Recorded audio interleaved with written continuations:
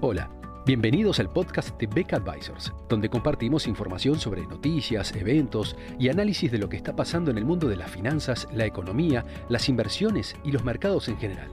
Todas las semanas, un nuevo episodio con diferentes protagonistas de nuestro equipo o invitados especiales. En Beca Advisors, nuestro objetivo es acercar a nuestros clientes las alternativas más convenientes para lograr sus objetivos financieros.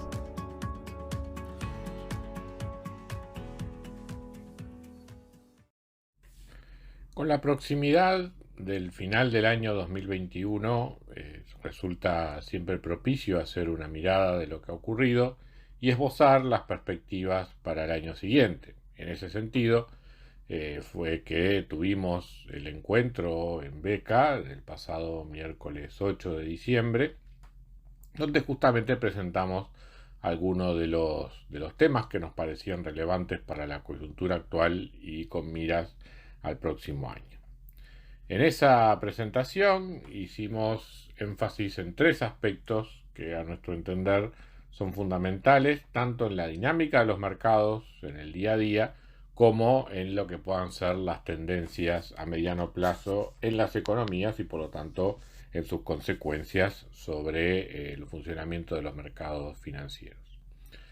El primer elemento a destacar es que no debemos olvidarnos del coronavirus. O sea, consideramos que este es un fenómeno que ha venido a quedarse, que va a tener efectos sobre el funcionamiento de la sociedad durante mucho tiempo.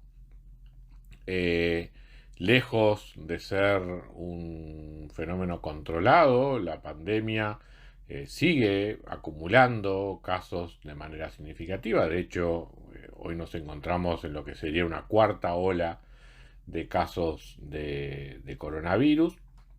pero además, mirando el número de personas que están cursando la enfermedad actualmente en el mundo, estamos en el máximo desde que este virus hizo su aparición allá por comienzos del año 2020. Eso a su vez alimenta la presencia de mutaciones que siempre generan a su vez desafíos sobre los avances que la medicina va logrando para tratar de generar inmunidad en los seres humanos o eventualmente combatir de manera más eficaz estas enfermedades. Obviamente pensamos también que los efectos sobre la economía van siendo cada vez más moderados, o sea, aquella gran disrupción que se observó en marzo de 2020 con los confinamientos y la detención de gran parte de la actividad económica en el mundo,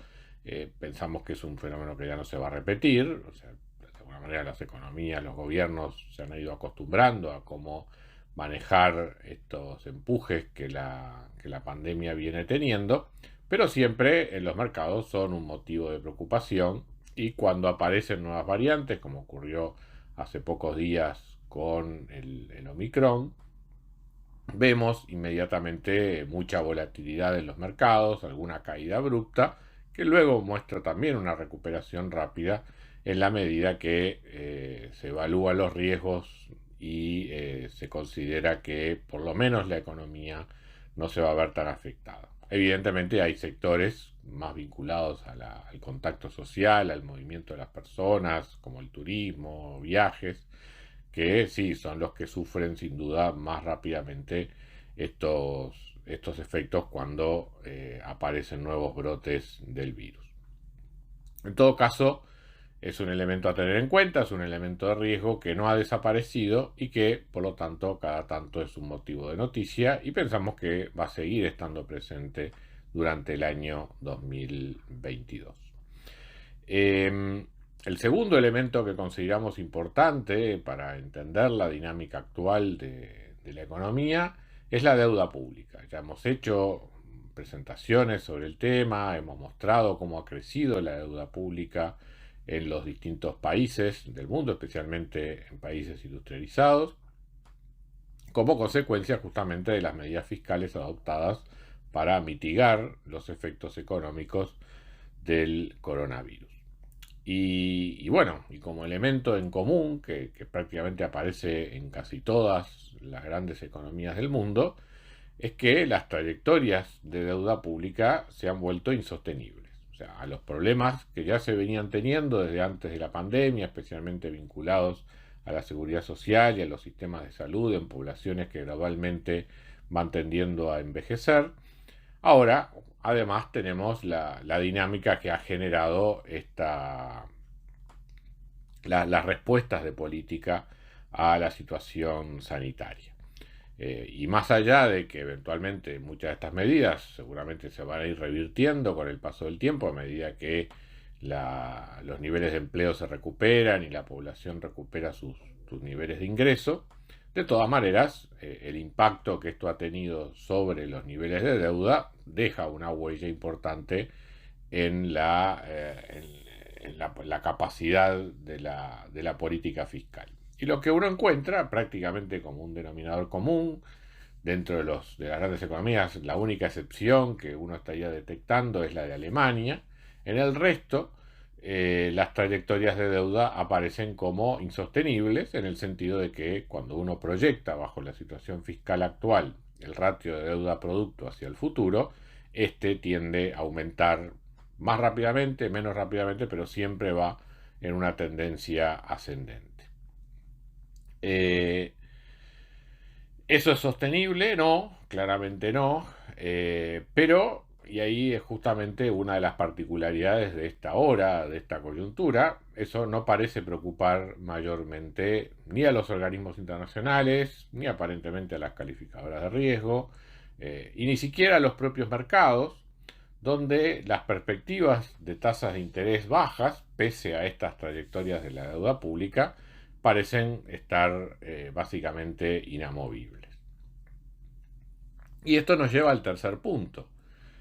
que es el de si es posible mantener tasas de interés bajas, incluso menores que las del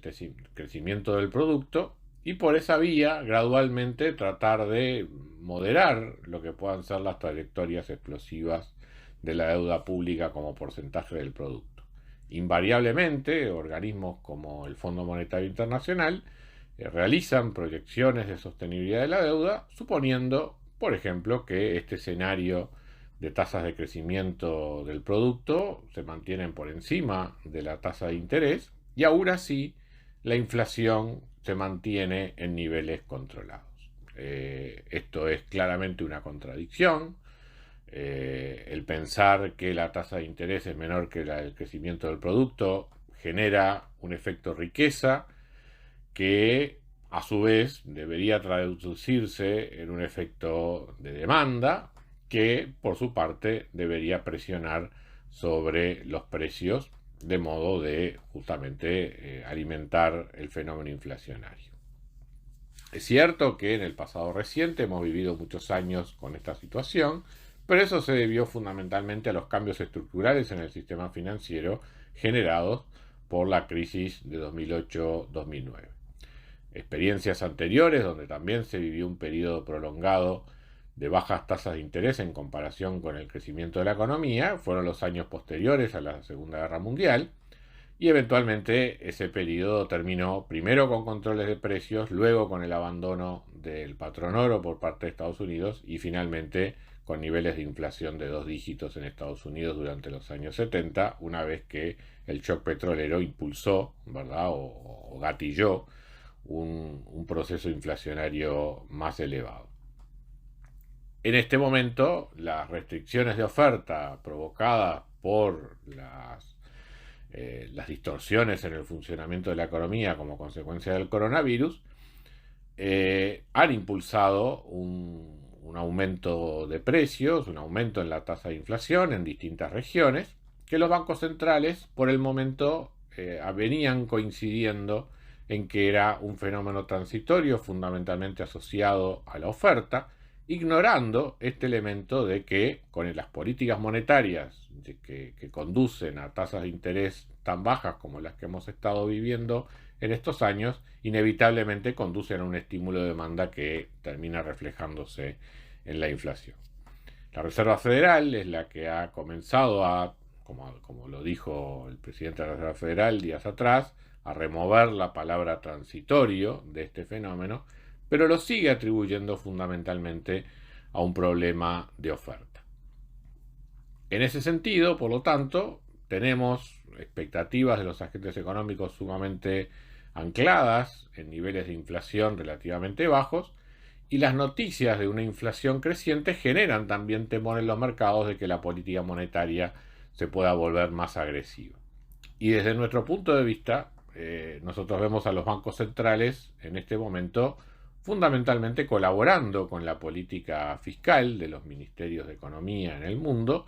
y por lo tanto tratando de postergar lo más posible la respuesta en materia de tasas de interés.